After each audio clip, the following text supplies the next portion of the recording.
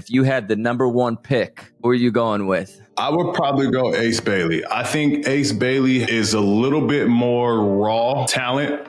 I think he can scratch a little bit more off of his surface than Cooper Flagg can.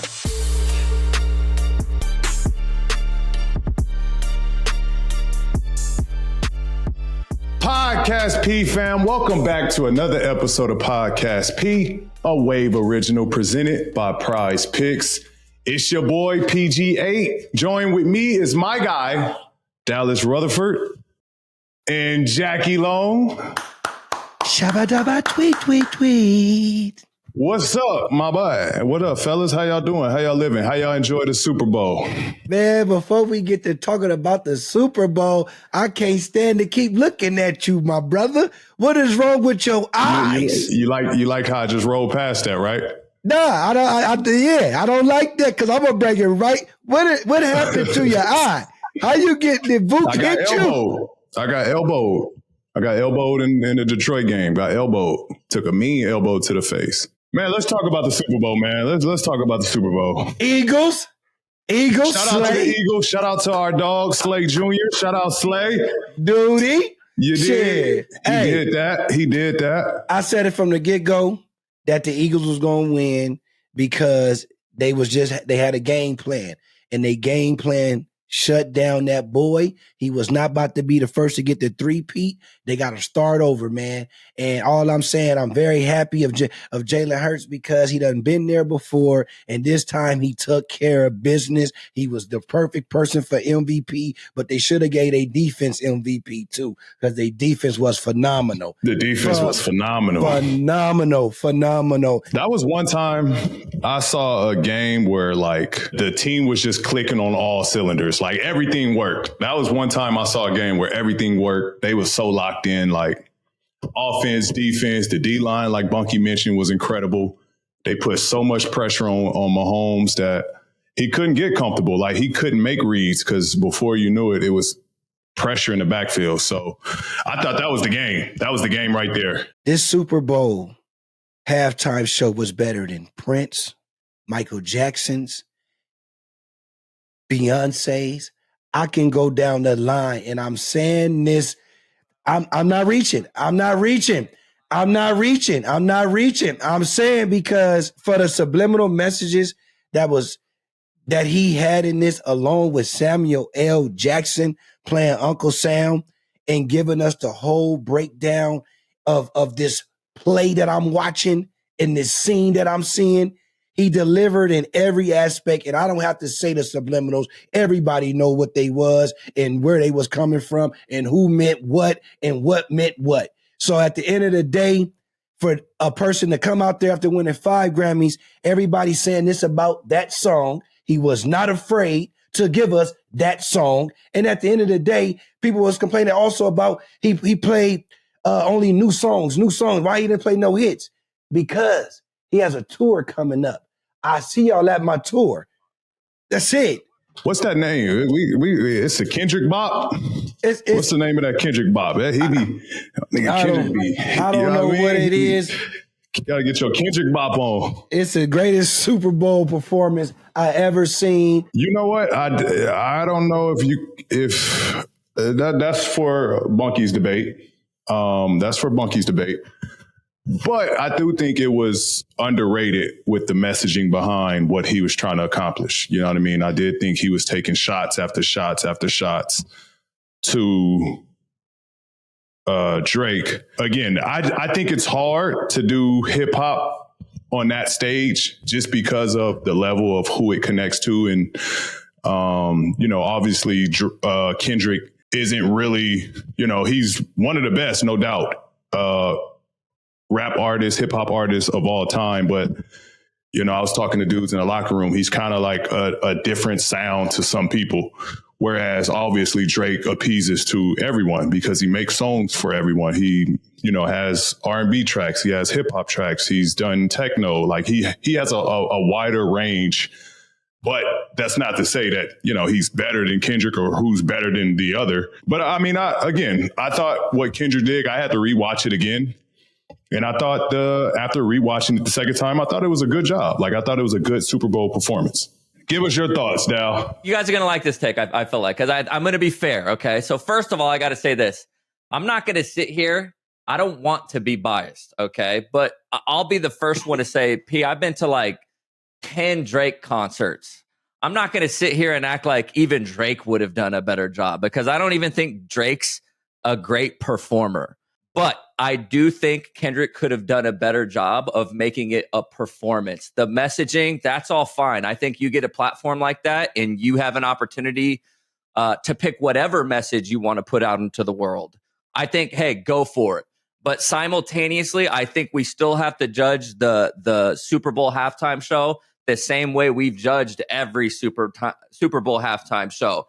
And at the end of the day, it's about entertainment. That's typically what we're judging. We're not sitting there going, what was the meaning behind this one and that one? So again, I think performance-wise, he could have done a better job. I liked the intro when everyone was coming out of the car. I thought that was cool, entertaining, like what's going on.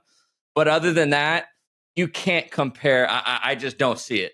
I wasn't vibing with it at all. And it's trash. It definitely wasn't. It definitely wasn't trash. You know what? Squabble up, motherfucker. Squabble up. Hey, but the one highlight of the weekend, P, I got to say this. I went outside on my porch, right? The doorbell rings. I'm like, dude, what could this possibly be? And I just have to show this. I got a little gift, P. And you got a little gift? What'd you get? I got a gift for me. Okay, I did, but I didn't know it was coming. It came from one of your old teammates. We got it from James Harden, the V9s. Okay, Dal got some V-Neezies. Packaging was unreal. Okay, you can wear them out, or you can drop 40 in them. And P, not only did they send me a pair, don't tell me they send me some. They send Bucky a pair. No. We don't do that. We don't do that Adidas shit. Oh, well, we gonna wear that. We gonna wear that Adidas shit right in front of you. We don't do that Adidas shit on here. Me and Jackie do though. Let me see mine one more time, girl. Shout out JH. Oh, your hands ain't dirty, right? Your hands ain't dirty. We don't do that Adidas over here. Shout out to JH. Shout out to JH. We appreciate. Hey, but let's do a little check-in with you. I know the black guy's a deal right now, but talk about the pinky.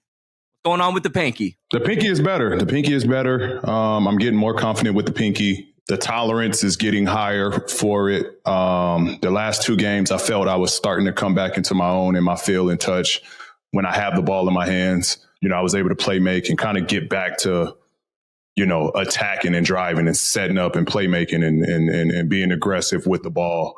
And so I, you know, because of that, I feel like I'm shifting back to, you know, my gears to getting back into what I was before I took, you know, that injury. Yeah. P, what about the degrees? Are you able to bend it now? I know before it was it's still straight. It's still going to be straight. I got to keep it. I actually just went and got it looked at today. I still got to keep it straight for like another 4-5 weeks. Keeping this thing just, you know, splinted up.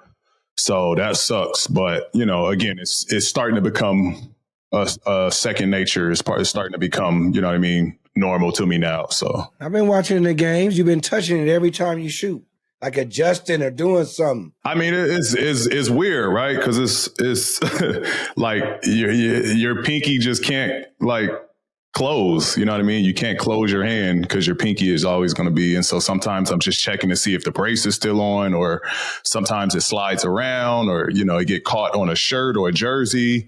So I got to readjust it. And, you know, I'm always constantly trying to check on it, make sure it's you know, it's good. And dope. Again, shout out to our boys, Philadelphia Eagles. Shout out to the home squad here in Philadelphia. They did their thing. Shout out to Darius Slay Jr. Shout out to Saquon. Shout out to Jalen Hurts. Yeah, I mean, that team is stacked, man. That team, and low key, that team could win. That could be the team that wins 3 in a row. Because that defense is young. The defense is young. Hurts got paid.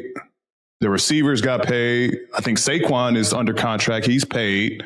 You know what I mean? Like, they got a chance to bring that team back for at least 2 or 3 more seasons. So if they don't win it, they'll definitely be in the Super Bowl, you know, or competing for it for the next couple of years. That team is loaded. They say they about to get Travis Hunter.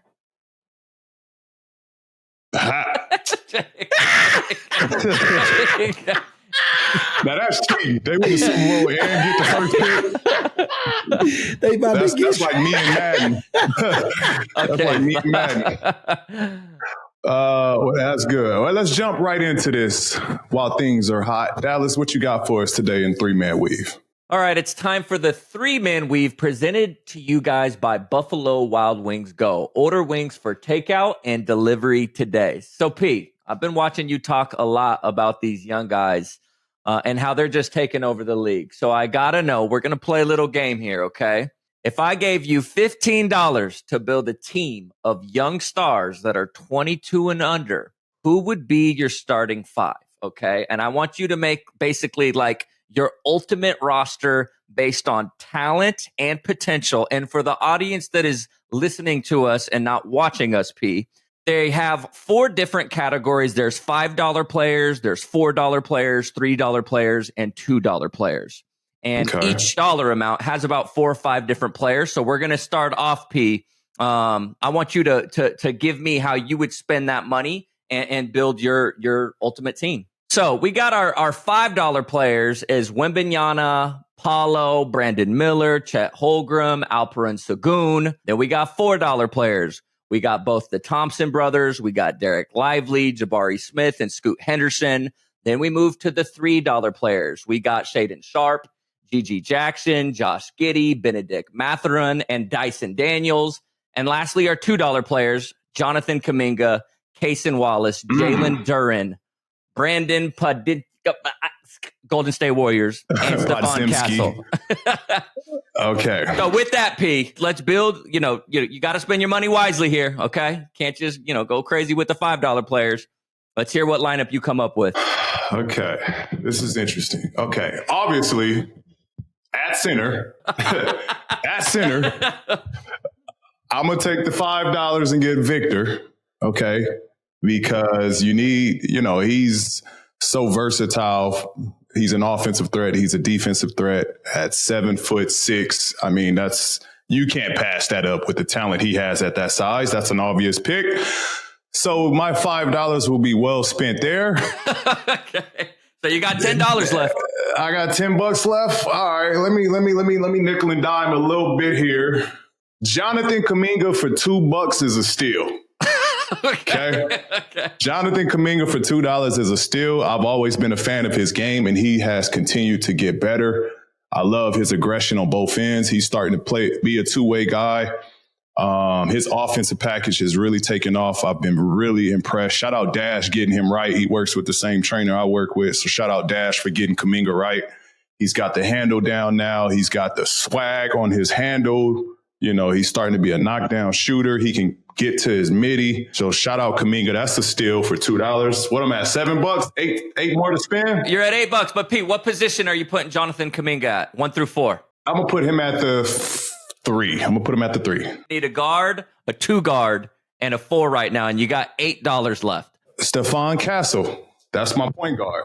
Okay. I love his tenacious, offensive mindset. I mean, he's looking to kill. He's looking to get to the bucket. He's looking to be aggressive every time he touches the ball. He can really score the ball. He's super athletic. Look forward to seeing him in the dunk contest. And yeah, just a great young talent I think that San Antonio has. So that's an easy pick for the point guard position. So that brings me to $9, I believe, right? Hold on. We spent 5 on Victor. We spent 2 on Jonathan. And now we 7. spent. Okay. I thought you said how much money you had left. No. Okay. No. Making sure. Okay. You got it. We got $6 left. $6 left. I'm going to go with, let me see. I need a 2 guard and I need a power forward, right? I know you better pick one of them twins. Yeah, but then he's over the cap limit. I know they too high, he too late. You got to borrow $1. I'm gonna go Amen Thompson.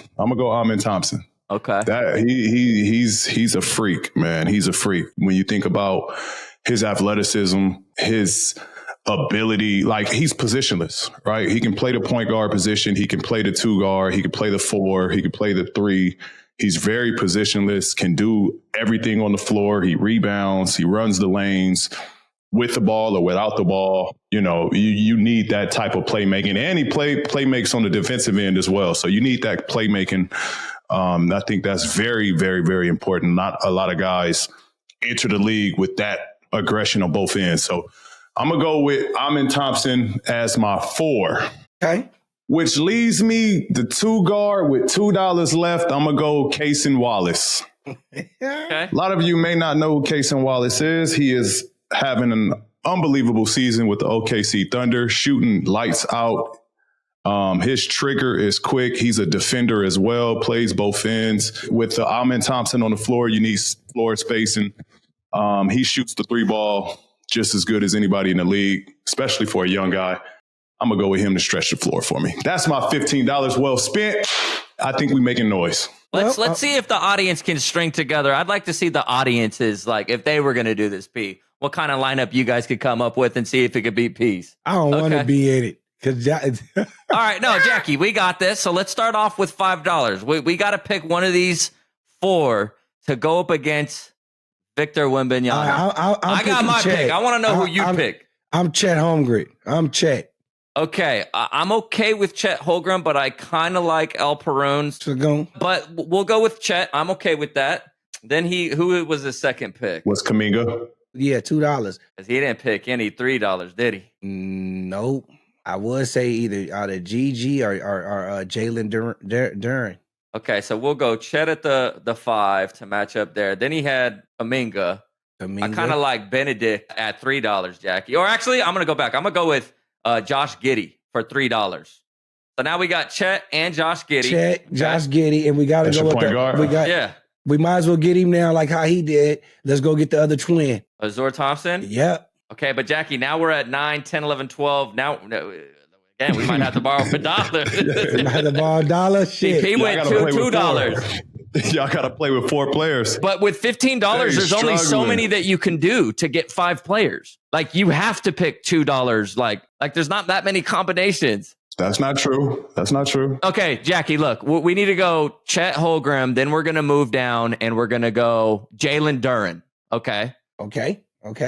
Now, then we're also going to go. So that's your 5 and 4, $7 spent. Yep, that's our 5 and 4. So now we need a 3, 2, and a 1, Jackie. And I think that we put Jackson.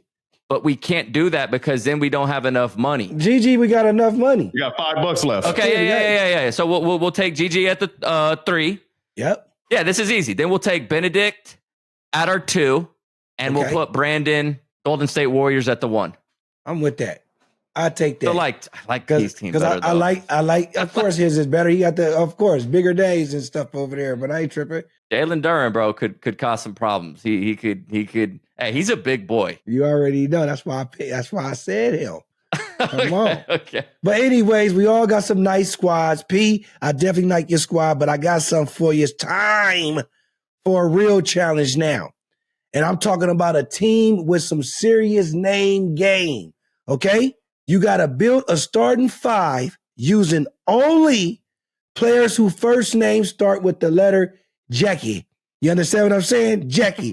I'm talking Jason, Ja, Jalen, Jackie Robinson, Jackie Chan. You feel what I'm saying? Anyways, you get the picture. With that said, you got to do only the current players right now with the letter J. So let's see what you got, baby. Okay. All right. At point guard, it's tough because you can go Ja or Jalen Brunson. You got to pick one. I'm going to go with Brunson just on the fact of Ja's been hurt a lot of this season. I understand what you're saying with that. I'm going to go ahead and make that the decision. Obviously, both are unbelievable talents. I'm going to go Jalen Brunson at point guard. Talk to me. 2 guard. Right over Drew. Shout out Drew. At 2, I'm going to go Jalen Williams. Okay. That's a good one. I know that. Okay. But then... Take back? I'm going to take that back. Shout out Jalen Williams. I got to go Jaylen Brown. But then there's James Harden. I think you better take your time. I think you better take your time. I'm gonna go Jaylen Brown just because JH is a little older in age, so I'm gonna go a little more youthful. but he's got the veteran. That's why I picked him over Jalen Williams. At the 3, I'm going to go Jason Tatum. Easy call. That's an easy call. Okay. At the 4, give me Julius. Give me Julius Randle. Good one. Good one. Just because of process of elimination. I don't think there's many J's at the power forward. At the 5, easy. Give me Joel. There you go. Okay. That was easy. I dig that. Solid starting 5 right there, right? I dig that. And I don't even want to guess a J name because we'll be here all day until next week. So don't even ask me. We good. We like your decision. You like that? It would take us a long time. No, Jackie, let's try it. Come on, bro. Drew at the 1. All right, you got Drew at the 1. Okay, we're gonna take Drew at the 1. 2. we'll take who P said at the 1. James. Yeah, James Harden. We gotta go James Harden. We gotta go James Harden at the 2. That's perfect. 3, we'll go with. Can you get a little help, P? Go Jalen Williams. Jalen Williams. Okay. Starting at the 3. We need another 4 to go with Julius. Jonathan Kuminga. We need a 4, P. He plays the 4. Kaminga do play a 4. Y'all got to watch basketball. I take him just to get this game over with. I take him. That's tough. There's Jabari Smith. Yeah, that's another good one. I'm trying to think. I'm over here on Google trying to cheat. I will pick Jabari. I'll pick Jabari. You know who y'all forgot? Y'all forgot like Jamal Murray. See, keep going. Go ahead, P. Pete's good at this stuff. I'm trying to like these. Now you're cheating. Give him some more. He looking up names. No, I'm not. Y'all forgot Josh Giddey. I mean, y'all called him already. Well, we already used him. Let's find some 4s. I don't think Kuminga's a 4, P. He's not a 4. Kuminga's a 4. He plays backup 4 behind Draymond. Because if we was using all time, the first one, Jerry West would have been on there for shizzo. For sure. Got to put Jerry West on there. You got to put Jason Kidd. You got to put John Stockton. You got to put Julius Irvin. You could have said Jimmy Butler. Well, if we should have just did all time, it would have been much easier. I said current, though. Damn. We're going to move on. So, P, you've built some impressive rosters today. But let's look ahead to the future. And this upcoming draft class is stacked with talent, especially at the wing position. And P, I want to know, let's say I want you to put your GM hat on again. If you had the number 1 pick, who are you going with? You have Ace Bailey or Cooper Flagg? I think there's a lot of comparisons or people with different opinions on who should go number 1. But what are your thoughts on their games? And I want to know who you would take out of those 2. Both of them. I mean, I've watched a couple of their games. Both of those guys, Cooper Flagg and Ace Bailey's. I've watched a couple of their games. Both of them are extremely talented. Both pros playing in on a college level, being young guys. Like they've separated themselves in a game where it's tough to do. It's tough to really separate yourself in college basketball just because of. The coach has a certain play style and there's a certain play style that you have to fit into. And these guys are still getting off and getting busy. So if I had to pick, I would probably go Ace Bailey. Ooh, okay. Going against the grain a little bit. I like that. I say. But tell us why. I would probably go Ace Bailey. I think Ace Bailey is a little bit more raw talent with still a ton of upside. I think Cooper Flagg, not to say he doesn't have upside. He has amazing upside as well. But I think Ace Bailey has a little bit more upside to him. I think he can scratch a little bit more off of his surface than Cooper Flagg can, which I think both will be all-stars. Both will be superstars, once they develop, and get to the NBA. I think both of them will be superstars. I think it will be definitely those two will be, the Magic Johnson, Larry Bird comparison in terms of similar body types and the parity between those two. But I'm gonna go with Ace Bailey. I'm gonna go Ace Bailey. He's having a great year over at Rutgers, putting up, I think, 19 a game, something like that. He's been putting up big numbers, playing super efficient. So yeah, if I was second, I'll be happy that Cooper Flagg fell to me too. Well, Yeah. I agree. No So you shit. can't go wrong. Both of those guys are really good, but that's what I'm taking with the first. We're taking a brief break from the episode to let you know about Prize Picks. Prize Picks is the #1 place to get real money sports action. With over 5 million players across the country, it's the most exciting way to get on all the action while you're watching your favorite sports and players. That's right, Jackie. We've got some exciting matchups fresh out of the All-Star break, but let's pick some player projections from this game, a matchup between your Lakers and the Hornets. There's going to be a lot of buckets going on in this game, but they have LeBron's points at 25.5. Are you going more or less, Jackie? I'm going to go less for LeBron. I'm going to go less with him. I'm going to go less just because he a passer. He a passer. All right, Jackie, what about LaMelo? He's been playing great, and they have his points at 27. You going more or less? Come on, man. He in L.A. He going to show out, so I'm going more. So check this out. I got one for you, Dallas. I want to hear a couple of your picks from the same game, but Austin Reeves has a career high of 45 points the other day, and he's at 18.5 points. So what you going to do, go more or less? All right, Austin Reeves, Jackie, he's been playing well. I think he's going to let it fly. He's going to have more than 18.5 points. Okay. Now, your boy Luka Magic, he out there for 7.5 assists. You going more or less? Luka, that's an easy one. I think Luka's going to come out, be a little passive. He's not going to force anything. He's going to make everyone better. I'm taking more on 7.5 assists. Good decision, my brother. It's that simple. You just pick more or less on at least 2 players for a shot up to win 100 times your cash. Run your game all season long on Prize Picks. So sign up today and use our code PODCASTP and get $50 instantly when you play just $5. You don't even have to win to receive the $50 bonus. It's guaranteed. Fellas, I love me a good deal, and that's why I'm rocking with Buffalo Wild Wings. You might have heard me mention this before, but you can get 20 boneless wings, a large fry, and up to 4 dips for only $16.99 with Buffalo Wild Wings Go. Hey, P, you can also choose up to 4 sauces. They got flavors like mango habanero, golden fire, and my favorite, lemon pepper. Okay, I like those sauces, Jackie, but what dips are we going with? Are you guys more of like a ranch guy or maybe a little blue cheese? I'm ranch. You sick if you like blue cheese. You beyond sick if you like anything that say blue cheese. Like, that don't even sound right. I love blue cheese when we're talking about hundreds. You dig? Good one. The thing that makes this deal so dope is that you can share it with your homies. Again, you get 20 boneless wings, a large fry, and up to 4 dips for only $16.99. Everybody eats, B. And you know what? I love a deal that works for takeout and delivery.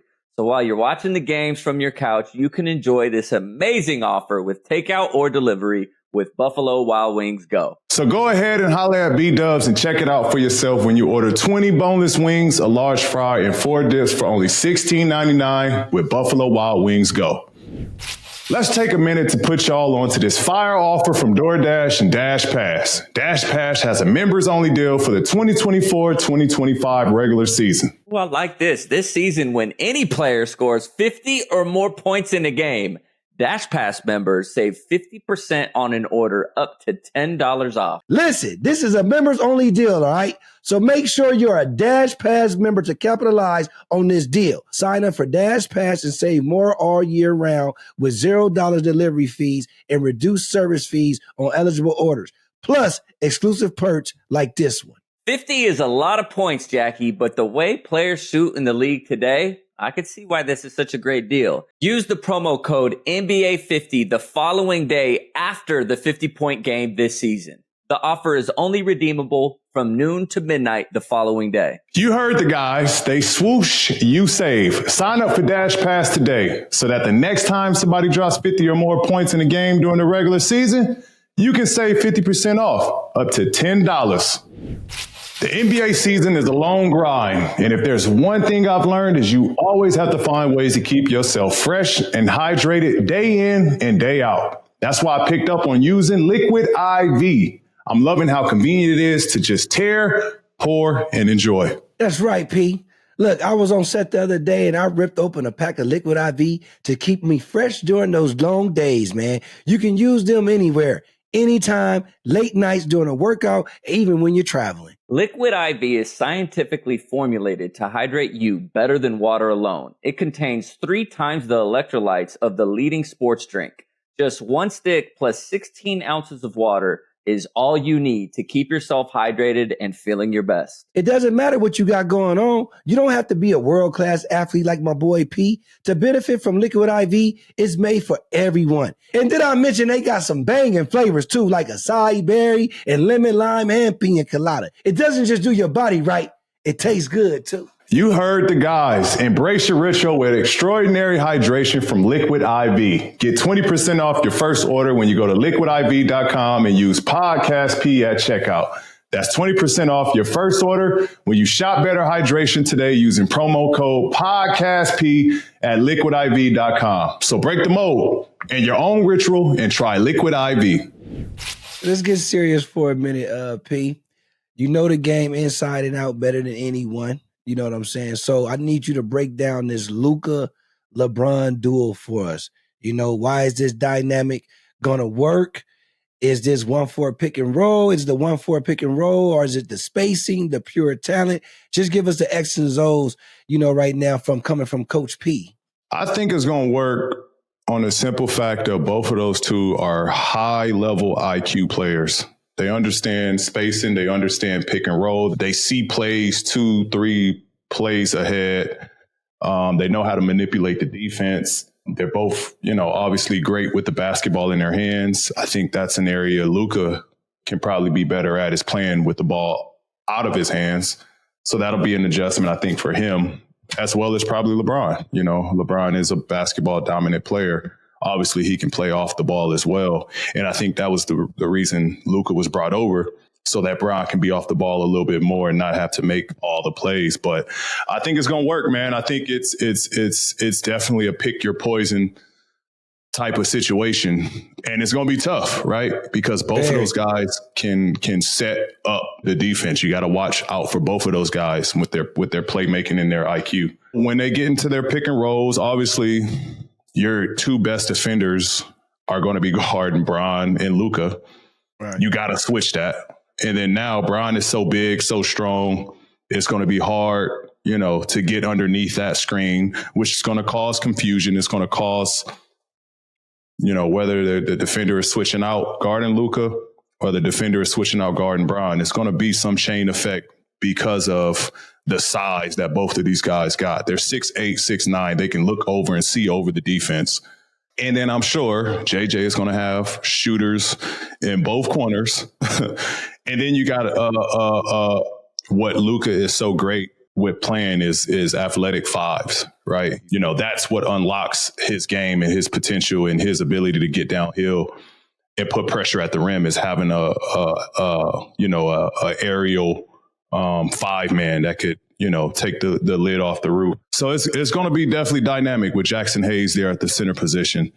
God, thank God the Mark Williams shit didn't go through. I actually like Dalton Connect. You know, I think he's definitely a weapon. Austin Reeves is definitely a weapon.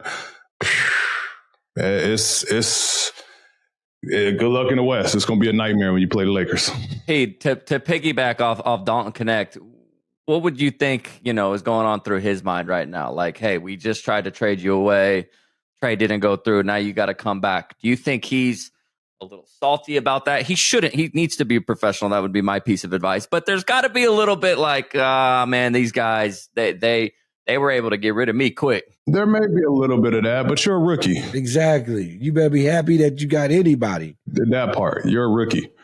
You know, so appreciate your blessings for what it is. You're in the NBA. You're playing for the most franchised organization, the most storied organization in the NBA. Appreciate that. Go out there and prove. Now, at this point, prove why you belong.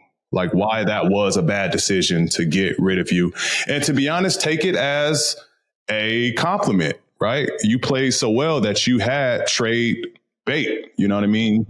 You've been playing so well that you have, you know, there's teams out there that want you. And you have to look at it for what it is. Now, I think you double down on it, knowing the success that you have already, to continue to keep going. And ball your ass out. Now you have 2 incredible players to learn from a guard position. To follow up on Luka and LeBron running a pick and roll, I want to know where you think they're going to find more success. Do you think it's going to be LeBron being the screener or Luka being the screener? I think LeBron being the screener. Okay. I think LeBron being a screener, especially because, you see different types, right? You see whether there's small defenders they try to put on Luka to try to frustrate him and tire him out. Now that guy has to screen onto LeBron. And now Bron has the smaller guy on him. Or, there's not a lot of guys that have size, they have the strength, they have the speed, the quickness to keep up with Luka because of his ability to kind of throw you off. That's one of his greatest gifts is he throws your timing off. And so it's not many guys that can kind of pick him up.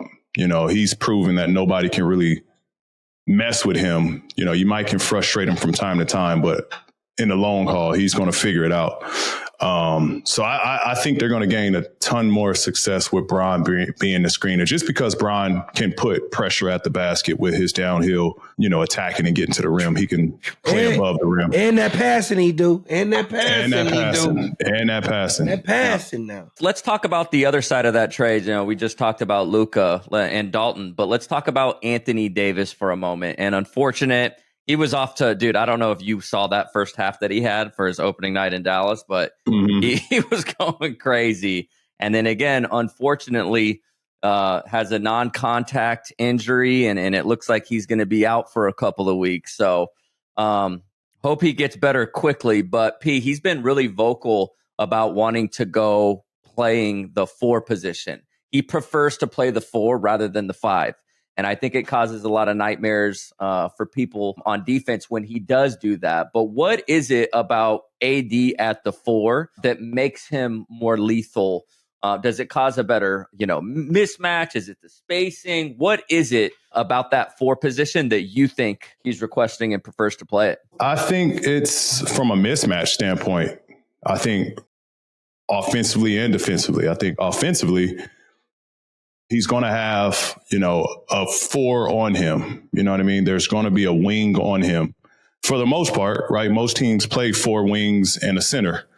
With AD being at the 4, not a lot of teams can match up and be productive with 2 centers on the floor. You know what I mean? That's not what offenses or how coaches are running their offense these days. So off the rip, he's going to have a mismatch at the 4 spot. And so with that, that's when he gets the easy tip ins. He's able to rebound. He's able to, take you out to the elbow or to the lower block and shoot right over you. He's able to duck you in. He's able to put pressure on your defense, just him running the lane. When a shot go up, you're taught as guards to get back. Now, if you got to get back and AD is the first person down that you have to match up with, all he has to do is just post you up right there. Now he's got a guard on. So that's a mismatch advantage right there. And then defensively, he's a shot blocker, right? I think if you have a center at the rim, like a Gafford who protects the rim, now AD can kind of roam with that, 7-foot plus wingspan. He can kind of roam around. He can be a shot blocker. He can go rebound. He can, be in the passing lanes. He can make the floor look extremely small. And if I'm him and if I'm Jason Kidd, I'm telling my guards to be extremely aggressive on the ball, knowing that you have Gafford and AD behind you. So I think it's just, he's his ability to play the floor and be on the floor with a center. He doesn't have to take all the contact at the rim, which ultimately is taxing on your body, right? It's been proven time after again that he's getting hurt. A lot of people don't understand what that does to your body when you're constantly taking hits, constantly hitting the ground, constantly absorbing, contact from, trying to defend the basket. So he doesn't have to take all of this contact now. Now he has a center there that can kind of take that. So his ability to, I think, play on both ends at the 4 spot is deadly. Yeah, well put. But some stuff got me my head roaming around, P. Oh, shit. It's been rolling around because the Celtics won the championship last year. And when I see them, I'm like, damn, they got a new recipe that I think it kind of work in these situations. And I want to ask you, is the new recipe having a 2 dynamic wings, like say, for instance, a Tatum and a Brown, or is it having a dominant point guard and a center like a Murray or a Joker. You know what I'm saying? Because it's like those are people who've been winning the championship these last few years, man. And I just want to know, you think that's the recipe? I think, to be honest, there's no recipe to it, right? I think, you go back in the day, the Celtics teams, obviously you had Bill Russell, who was the dominant center. They had guard play there as well. You look at, fast forward a little bit to, Showtime Lakers, they had a dominant wing with Magic or point guard, I guess, wherever you want to put Magic. You had, Kareem, James Worthy, like there was a mixture of, wings and center, big man play. You look at the Celtics in that era with Larry Bird, Dennis Johnson, Kevin McHale. You had big wings, you know what I mean? You had that play there. Then you look at, obviously Lakers with Kobe and Shaq. You had a dominant guard with a dominant big man. Then the Spurs, right? You had Twin Towers or before that, you had the Twin Towers with Hakeem and Ralph Sampson. You had a good shooters with Clyde and Kenny. So I mean, it's always going to shift. Like I don't think it's a formula necessarily for success because you have two great wings. Obviously, Jordan and Pippen were two dynamic wing players. You had Bron and D Wade, who were dominant wing players. And then you go back to Pierce and Garnett. Pierce Garnett and Rondo and Ray Allen. So I don't think it's necessarily a formula. I think it just comes down to players that mesh well and know their talents and can play off one another the best. You know who did that the best? And sorry to cut you off with that. The Warriors, when they won a championship, when they had nothing but them injured players, and they had literally no big man or nothing on their team, no centers. And remember that year they won the championship? I mean, they had Steph. They had Steph. They had Clay. They had guards. Yeah, but that's what I'm saying. Just guards, just to say it doesn't matter. That goes to what I said of like, more than anything, it's just the right group of guys that mesh well together to win a championship. You know what I mean? It takes a great mix of what works. It's not necessarily, you just give me two good wings. That doesn't work all the time. It's a mix of everyone being bought in and on the same page.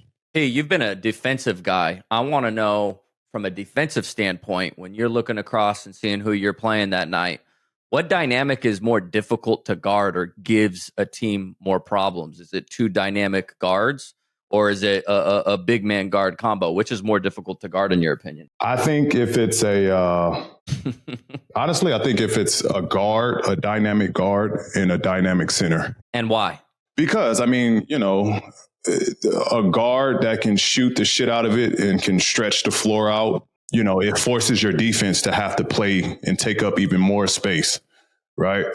And then if he's, given the Dame situation, we played Milwaukee, and that was a nightmare, right? Because of how good he can shoot the ball, which forced us to have to play up, which now it's a ton of room for him to play. You know what I mean? It's a ton of space for him to play with because of how much, of the floor that, we have to take up, we have to account for. And then you have a shooting center, which is dynamic in this situation with Brook Lopez. You have a shooting center that's screening, getting Dame Lillard, putting pressure on our center. And then now we have him popping back, which is putting a ton of pressure on our center to have to get back. You know what I mean? So it's for me, I think it's tough when it's a dynamic guard and a dynamic center. Speaking of those Celtics, Jason Tatum had a monster game in the Madison Square Garden against the Knicks the other night, and LeBron did too. I think he had a triple-double. But something about that Garden, P, it's just always been a fun place for players to play. And I think the Garden is kind of self-explanatory, just the history of it. But can you give us like some other arenas? You got the Clippers, they have their wall now. I think that's, making some noise. But give us some like insight on like different NBA arenas from a player's perspective? Like, give us something like a fan wouldn't understand. Like maybe the depth perception at one arena is more favorable, or maybe in one arena you like going, on this basket other than that basket, or this arena has the mics on the rim, or just give us some inside scoop on different NBA arenas and what you've learned about them over your years playing in them. I mean, there's obviously some places that are easier to get hyped up for. There's, crowds that you look forward to playing against. There's, places that are historic that you look forward to playing in. Anytime you play Boston, anytime you play the Knicks, anytime you play, when you play here, you play against Philly, you play against Utah, those, you play against the Lakers, like those are places that you like, they have history behind it. So those places you look forward to playing in. Then there's some places where like, it's a little bit more dead, right? It's not much fan engagement. The fans don't really show up that much. They don't sell out that much. So those games are a little bit more flat, right? Those feel like you're at the rec. You know what I mean? Those feel like rec games. So there are some arenas that have that. And then there are some places where you just know, all right, these motherfuckers play well here. It's going to be a long night. Oklahoma's being one, right? When you go play at Oklahoma, there's something about the way that they energize that team. It's going to be a long night, and they're going to make you work for it. Having playing there 2 years and then playing there, I've noticed that every time you go there, that team is energized by their crowd. So then there's places that are like that. The mic on the rim, I love that. I think especially when you get in a zone and you get to hear those swishes, like amplified. Oh, it's the best feeling in the world. Better than a green bean? Better than the green bean. When that shit is like, that shit sounds so good. And the reverse of that, when that shit break, that shit be like, What sound would you want if you could customize the sound like 2K? Like everybody had their own. Yeah, bro. Could you imagine? I should be like Scoopity Pop Pop. Yeah, bro, that would be sick. That shit would be sick. Like baseball players have they batter song, right? That shit would be. They can customize that. We actually do that. Like when we score, Philly has like they do that. They play certain songs for guys when they score. Shout out to Ghost, our DJ here at Philly. They play certain songs when guys score. What's your song? Yeah, what's yours? Nipsey Hussle for sure. I got some Nipsey Hussle. Nipsey Hussle. I can vibe with that. Love it. Yeah, I got some Nipsey Hussle. I think the part that fans don't understand, or the toughest part, I think for me, is the basketballs. Walk us through. What do you mean? Everyone has different basketballs? Yes, everybody's basketballs are different. Like some places, the basketballs are broken in better. Some places, the basketball aren't broken in that good. Some places the basketball are pumped, like, super pumped, too much air in them. You go to places like Denver, right? The altitude, the ball is like hard. Like the basketball is like a hard basketball, and it's airy, it's bouncy. So some places the basketball, and I don't have big hands. So like I could never palm in Denver. Every time we play Denver, I can't palm the basketball there because, I can't grip it. So there's some places that are a little difficult because of the basketball, there's just differences. Can I ask you this? What's the favorite place that you like to go that got the best basketball? Who got good? Clippers got good. Clippers, when we played Clippers, we had good basketballs there. Okay. We were just in Detroit. Detroit had a good basketball. Milwaukee had a good basketball. Who's got a bad basketball? Denver. Besides Denver. Who else? I feel like Washington has horrible basketballs. We didn't play in Washington. I don't know who else. Denver sticks out. I got another random question, and this is about the backboards. And I could be way off here. You correct me if I'm wrong. I don't think a lot of people that play the game of basketball recreationally, maybe even in college, obviously not a lot of people have a chance to play professional basketball. Those basketballs are different in general. So did it take you a while to go from college to the pros and then get to the backboards? When I shot a ball, one time I was in Philly visiting Drew, and I got a basketball. I went up and just shot it like I'm on the block. and it was almost like I was shooting outside on a rainy basket when the backboard's super slippery. Would you say that the NBA backboards, with a mix of that NBA ball, that the touch off the backboard is a little different than college and high school? Or am I way off here? I think you're a little off there, buddy. I think you're a little off there. Dude, maybe I just shot it too strong. I remember doing it like, man, this is different. Yeah, you just had a nasty layup. Don't blame it on the backboard. Okay. But the adjustment from college, like actually the Spalding basketball was by far my favorite basketball. Okay. Because, we went from Nike basketball in college to the Spalding basketball in the NBA. And I felt better with the Spalding basketball. Like I love the new basketball now. The adjustment now, I'm not a fan of the Wilson basketball. I think we should have kept Spalding. Spalding feels way better. The basketball is just there's a different feel to it than the Wilson basketball. And that's kind of like across the league. I think everybody misses the Spalding basketball.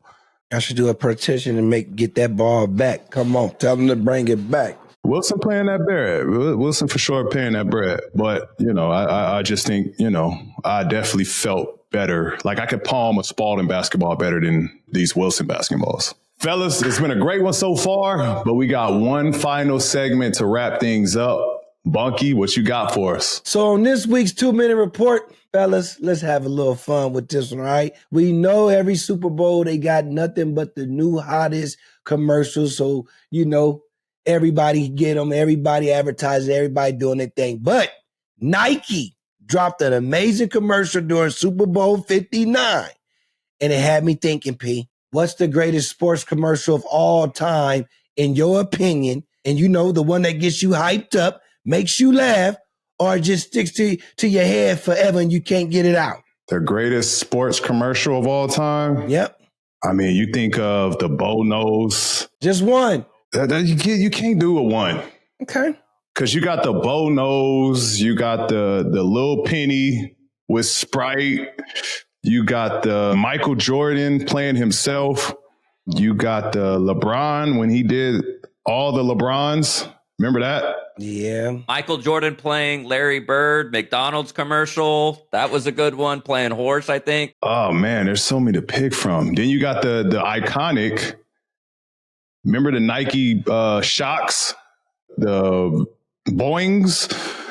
I do remember that one, but that one the little mix with the street ball. Yeah. Did we say Larry Johnson, Grandma Ma? Larry Johnson, Grandma Ma commercials. That's probably one of the greatest, for sure, basketball sneaker commercials. And the Penny Hardaways, like we said, with the little doll next to him. What about Kobe? Kobe has some dope commercials. Kobe has some good ones.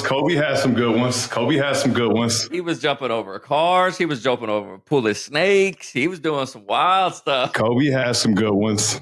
Did Gilbert ever have any commercials? I'm sure he did, so. but nothing memorable like that. I think would go down as one of the best. I like Anthony Edwards commercials right now. I like his commercials. Yeah, his are good. The Jingle Bells one, I thought that's an all-time great one where they make the sound with the swishes. That's a good one. Great one. Damn, there's so many to pick from, bro. What was the commercial back in the day? I don't know if it was a Nike or if it was a Gatorade, but remember they made the beat with the basketball and they was passing it. That was Nike. Yeah. That was the Nike Shocks one, wasn't it? With Vince Carter, Richard Jefferson, Darius Miles. That was the illest one ever to me. I definitely say one of them. I think that one for me, because of the era, the timing of it, that was like when street ball was, like, and one was heavy and one was making a surge at that point. Greg Hill with Fila.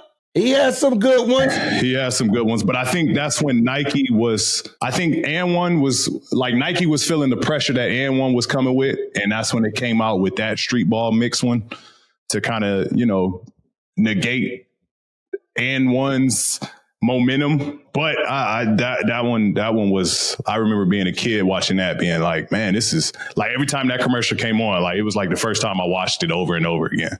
So I think that one for me is probably the most iconic one for me.